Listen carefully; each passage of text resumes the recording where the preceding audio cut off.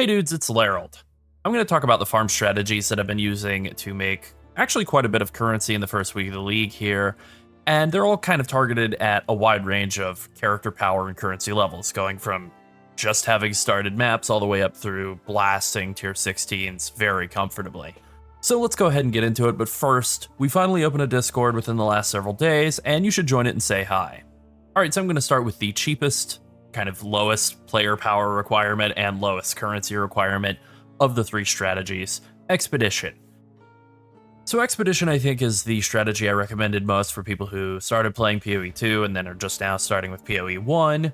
I think a big part because it's familiar. You know, Expedition exists in both games. Mechanically, it's mostly the same. And the only really big difference is that in PoE 1, Tujin is kind of a free money printer. Hey, where y'all go to get the free money? It's right here with Tujin. Instead of just like dividing all the different item types up to do ROG crafting like it is in PoE 2 and PoE 1, each of the NPCs does something very different. Gwenin is gambling. It's mostly a big waste of time. Tujin gives you free money. And ROG does all of the stuff that you're able to do in PoE 2. All of that is just consolidated to ROG. So ROG crafting can be really good. People do like this, especially in the first, I would say, weekend, but even whole week of a league. Even on throughout the league, you can definitely find good bases, craft good items. Boots, rings, weapons, these kind of things tend to be potentially craftable with ROG to be very valuable, but it is RNG. But Tujin, a lot more reliable. And the way that you deal with Tujin, the way I usually deal with Tujin in the very opening start of a league is like any sort of currency that I'm low on, you know, chance orbs in the first day or whatever. I'll just haggle them down to like 60% or so. You don't really want to spend a bunch of time going back and forth with them. Once I'm outside of that like opening several days of the league, I'll switch it over and basically only trade with him for things that are worth like more than one raw chaos. So I probably wouldn't like haggle for these orbs of alchemy. I've got hundreds of those now, but you know, the glass blowers, baubles, sure, that sounds good. The regals, maybe, you know, if I were low, maybe, but for the most part, I'm sticking to stuff that's just like one chaos or more. Also, you do want to check the actual amount of currency. Like, this isn't a particularly valuable scarab anyway, you know, maybe a chaos or so each, and then he wants like close to 400 lesser fragments. Not a great deal. So you do want to pay attention a little bit to your Tujin gambling, but mostly you're just kind of flying through all of your interactions with him, just looking for chaos, looking for divines. And he is pretty friendly with the divines. I got a divine off him off of, I think, my second page of the entire league. So he's a pretty good source of raw divines and just more generally raw currency. Lots of chaos come from him with no trading required with other players, which is like pretty great and a big part of why Expedition is so good. The other reason Expedition is so good is that it is something you can do from the very start of the league. You know, I have our spreadsheet. It'll be in the description, but put together a spreadsheet with like a whole overview of all of the different farm strategies. I have gone back through and done some updates to this, and I've added 3 new strategies here, like a juicier, more focused expedition setup that you can go after rather than combining it with something else like Jun. And then then kind of the other 2 setup, so obviously, like, whatever, spoiler for the rest of the video, I suppose. So this is the strategy, the tree that I've gone with for, like, just focusing on Expedition.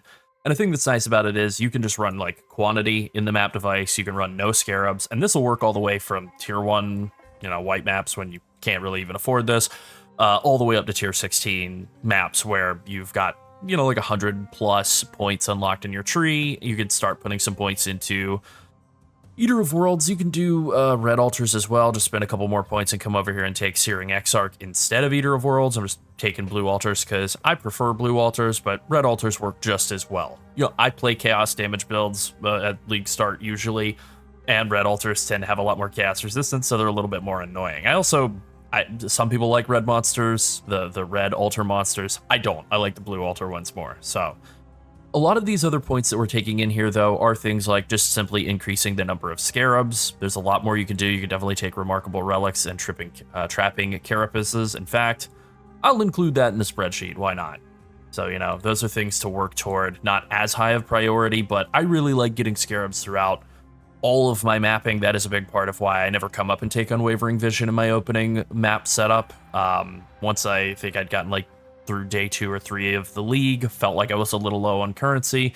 Then I opened up my Scarab tab and went like, oh yeah, jackpot. And I made like 800 chaos or something worth of Scarabs off of the first couple of days of farming, just selling off ones that I knew I wasn't planning to use. So just to kind of touch on some of the key notables here, the key passives that you're taking here, you're taking this wheel because you want to guarantee expedition in every single map. So that's why we're coming over here to the right side. And then I like to come over here and take Buried Knowledge pretty quickly. I think one of the first things that I'm going for in any expedition setup is Extreme Archaeology. I don't really love the big boom strategy in PoE 2. I just think it's not as good, but in PoE 1, it's very good. You know, your clear speed and your move speed is so much higher in PoE 1 that I think this just works a lot better with the whole PoE 1 playstyle. You're also not nearly as limited on points as you are in PoE 2.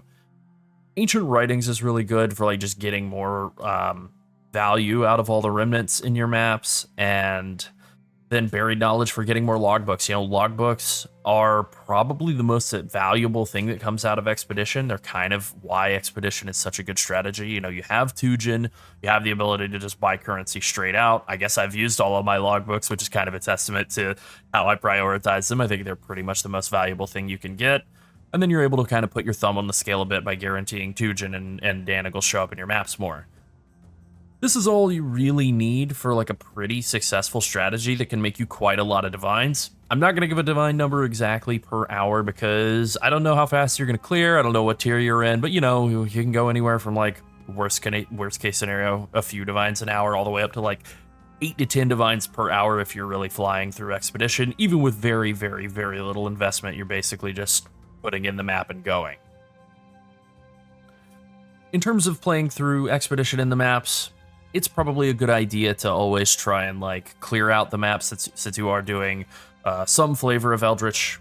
Well, at least once you're to the point of doing some sort of Eldritch Altar farm, it's a good idea to try and clear out the map first, get all the Eldritch Altars you can. If there are good quantity, or to a lesser extent rarity, altars available, with downsides that won't like kill your build, then I would recommend taking those. I do try to always get as much quantity as I can, as long as I'm not leaving any like good currency minion modifiers unselected, and you know, take advantage of that and use that to just get as much quantity as you can from the monsters in the expeditions. Otherwise, a lot of the same rules and principles apply to what you're looking for in the expedition remnants.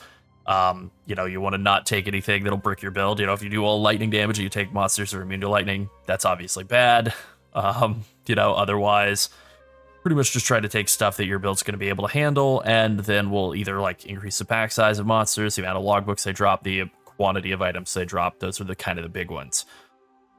Runic monsters are duplicated is obviously great. It's a pretty rare modifier, but if you see it, obviously you want to try and take that if it's at all possible.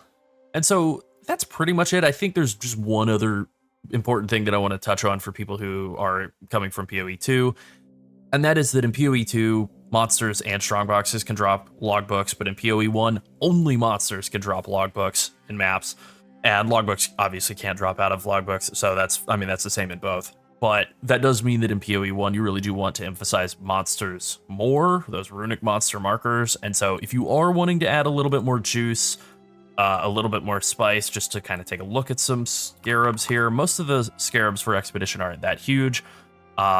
If you don't want to spend the points in the Atlas to guarantee that it's in there, you can just use a regular Expedition scarab. That's pretty cheap. Vericium Powder Expedition scarabs got a little bit of a buff. They just affect like a larger explosive radius. It's not a huge deal. Archaeology scarabs make the remnants significantly more painful and rewarding, so they're a very, very, very high level strategy. But then the big one is Expedition Scarab of Rune Finding. It puts 100% increased number of runic monster markers in, and you can use 2 of these. So this can be a bit of an expensive scarab. It does pay for itself probably pretty quickly if you're doing any sort of like sustained expedition farm, but you know, it's not mandatory to run this, right? You could just run maps with Expedition in them and keep costs low, but if you are looking to add a little bit more cost to the equation and then try to get a bit more reward out of it, this is the first thing that I would try to add. All right, now I'm going to move on to the second strategy that I've been playing around with, and that would be Settlers League. I know. Yeah, nobody wants to do Settlers League again after the last 11 months of Settlers League, but Here's the deal with Settlers League. It's really low effort and it's really rewarding currency-wise and item-wise. The scarabs for it are cheap. I do have a tree pulled up here. You definitely don't have to go this hard on Settlers League, but it is pretty rewarding for low investment, and you just get some really good random items that are kind of like weirdly generated, like they're clearly generated on a seed. Like this Kraken medallion, this is an item that was generated through the Settlers mechanic. As you can see, just like searching by offline items here, there are 10 different items that have this exact same name and this exact same stat setup. So clearly this was generated, like this is just something that was created through the Settlers mechanic, and I actually got this through one of the fun new wrinkles, and honestly the main reason that I've been continuing to use Settlers, which is this node right here, Lost in Transit. So you have a 6% chance for all the ore deposits in your maps to be replaced by a lost shipment, and these just contain like random rewards from either the Kalguran or the Karui ports, and one of the boxes from that had this amulet in it for me. I've also gotten lots of very valuable tattoos. I've gotten raw divines from shipping stuff from Kingsmarch. I've gotten raw divines from the shipments that I found in maps that replaced ore nodes. I've gotten tons of chaos from that, tons of just random crap, right? And so sending ships out with Tujin is a valuable thing to do. Now, the downside to it is that it requires quite a bit of gold, so this is not a mechanic I would interact with until you're comfortably in tier 16 maps and you have a fair amount of gold built up. Spent a lot of time last league thinking about ways to generate gold. The best way I've come up with thus far is just continuing to do regular mapping, but with a gold flask, with the crafted rarity suffix on it, which I want to get that up to 30%. I just have been a little bit low on baubles for the time being, but yeah, when this is active, I go up to, wow, 110% increased rarity of items dropped by monsters. Pretty good, right? So gold scales directly with your player rarity. You can really get a lot of gold from monsters if you have a fair amount of rarity. And there are several really good ways to farm it, on top of just generic mapping. I think one of the simplest, one of the community favorite ones is just to run like the synthesized maps, the various distant memories, and you can do those Maven witnessed, and that actually kind of leads me into the next farm strategy as well. So the thing I would say before I move on from Settlers League, though, is just simply that it's like not worth trying and failing to sustain early on in mapping. It really isn't at all. And then I do also want to talk about the scarabs, because the scarabs for this are very cheap, but they are very good. The eventual long-term goal with the shipping from Kingsmarch is that you just want to be shipping out crops. That is how you get raw currency. You ship crops to ports, they'll ship back raw currency. However, at this point in the league, I've just been following the quotas. I think that is the right approach. Just ship basically whatever each of the ports is asking for and try to fill up that quota. And they'll send back, valuable items, like valuable pieces of gear like this amethyst ring or the Kraken medallion onyx amulet, or really valuable tattoos. I would say if you have to choose between, well, you do get to choose between Kalguran and Karui ports. I tend to prefer Karui ports because you could sell all of the tattoos through Faustus. They sell pretty much instantly, and a lot of them sell for quite a bit. I've sold several of them for a divine or more each. So as for the two scarabs that I'm running for this mechanic, I'm running 2 of the Kalguran scarab just to get extra ore deposits, just to get more monsters to fight. And then I'm using that in conjunction with the Kalguran scarab of guarded riches. It makes all of those monsters be at least magic. This really makes them generate a lot of gold. You get a lot of gold from magic monsters, and so each of those ore nodes that I'm clearing out, because they're only generating magic or rare monsters, they're just very, very rewarding in terms of gold and also in terms of currency, and they're pretty quick, and they're not very dangerous. Like I found that this mechanic is a lot less lethal than Expedition, just a lot quicker and less dangerous, and honestly like more rewarding over time, because I'm able to just like send out ships and go to bed and then wake up in the morning and there's divines in my Kingsmarch. All right, I just wanted to hit on 2 notes here. I got into editing and realized I'd kind of glossed over them.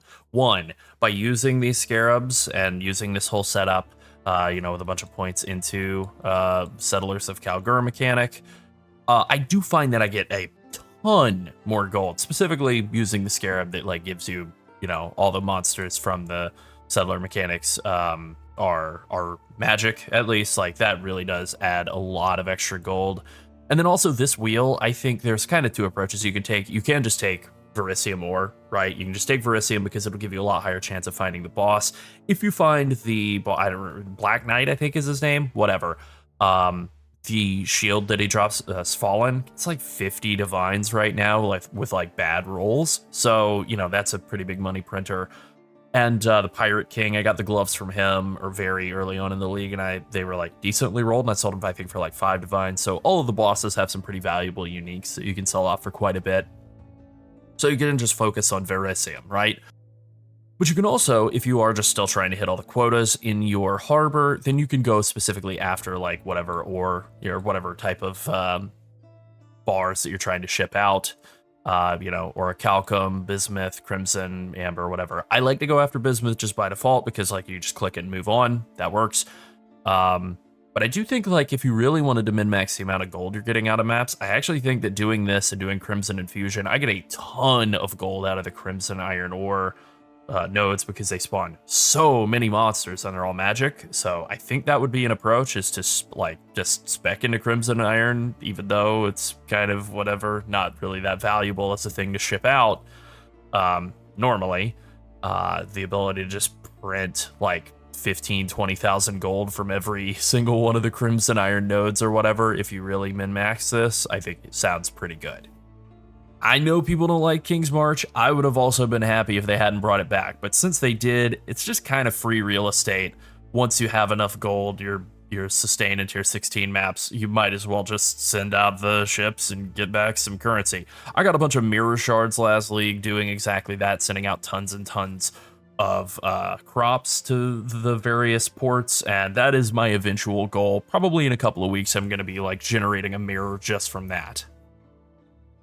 All right, and then like I said, strategy number 3, it's the Maven. It's specifically shrines with the Maven. So you can just do, like, in your map device, for all 3 of these strategies, you can just do map quantity instead of actually spending chaos. I mean, you can if you want, but trying to keep all of this cheap, I've just been going with, like, quantity for pretty much all of these. So what we're doing with this is we're hunting down...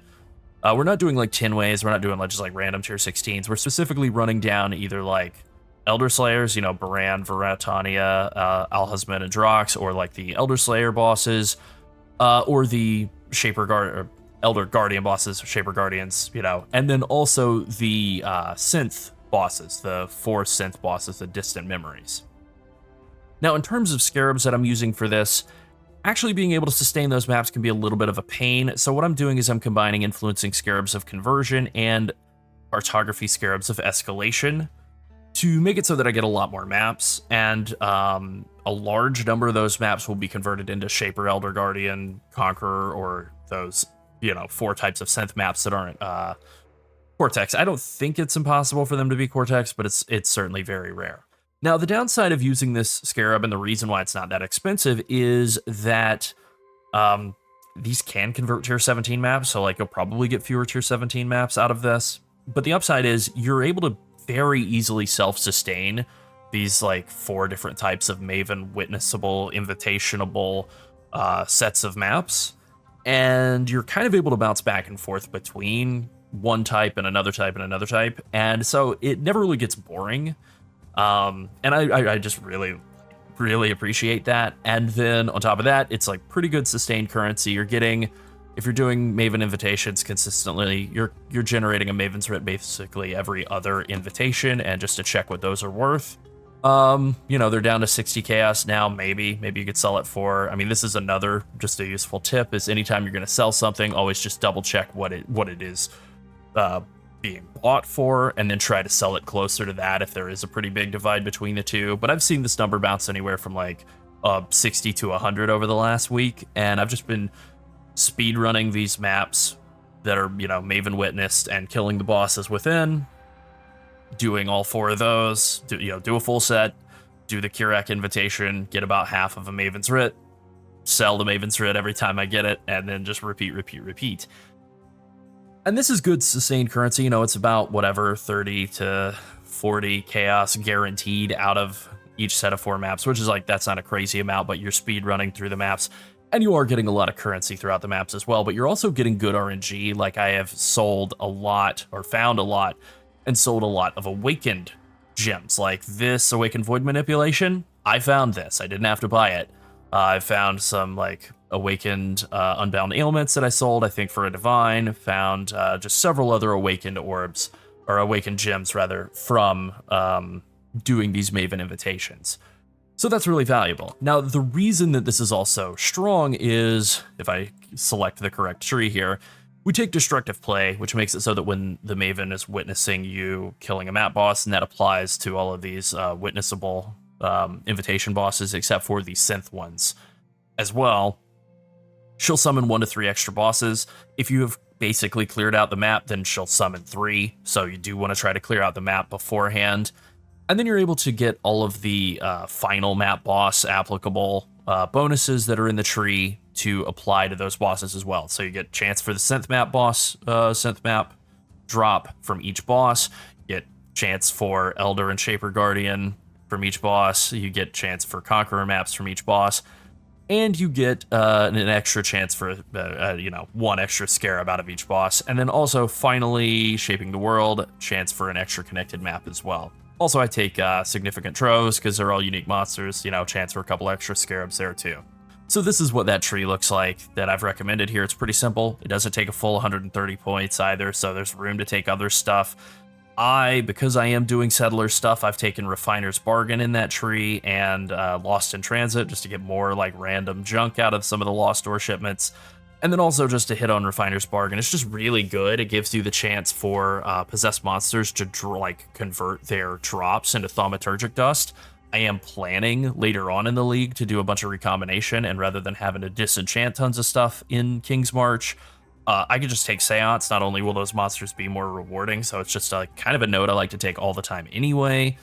Now I have a pretty good chance to get just like a free couple thousand thaumaturgic dust out of every single map that I run due to this combination of 2 sets of points. And so that's how I have it set up in game, as opposed to, this is the in-game version that I've been doing. And this is the tree that I had recommended that is just a little lower on points, because you can get started doing this pretty much any time that you feel like you can quickly clear these Maven Witness bosses. Now, one thing you could consider doing, first thing I tried doing and I didn't really love, was just throw a Delirium Scarab in there and maybe take a couple of points to make Delirium a little bit more rewarding, like Paranoid Fixation and Imagined Pursuits. And you could also take Singular Entity to make Delirium dissipate a little slower. If you're able to clear the boss in the span of time where the Delirium Mirror is still up and actually get credit for the deliriousness on everything, then that's great. That is the very first strategy we ever talked about. The very first video we ever made on this channel was a Delirium Mirror Maven boss rushing strategy all the way back in Affliction League. But that takes a pretty strong build, pretty fast build too. And so I chose not to do that for this, just simply because it felt like it was too slow, too expensive, build cost wise to get that up and rolling yet, but I do think it is something to transition into long term.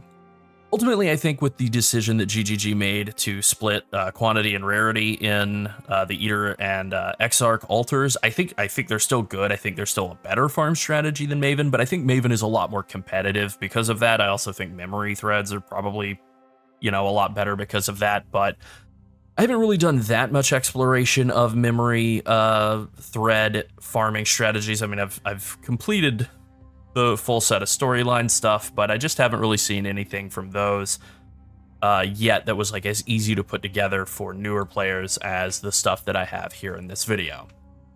So that's the update for what I've been doing over the past week. I'm really enjoying the league start. The build is definitely coming together, feeling a lot stronger. Going to be talking about that in probably our next video. Things seem like they're going pretty well. Really enjoying Mercenaries as a league mechanic still. I know yesterday they got a bunch of nerfs and then immediately got most of those reverted. So I was going to talk about that, but there's nothing to say, right? That I just did. There it is. All right, that's it. Hopefully this helps you make some currency, whether you're right at the start of maps or all the way comfortably into tier 16s. Even if it just gives you some ideas, that I still would consider that a success.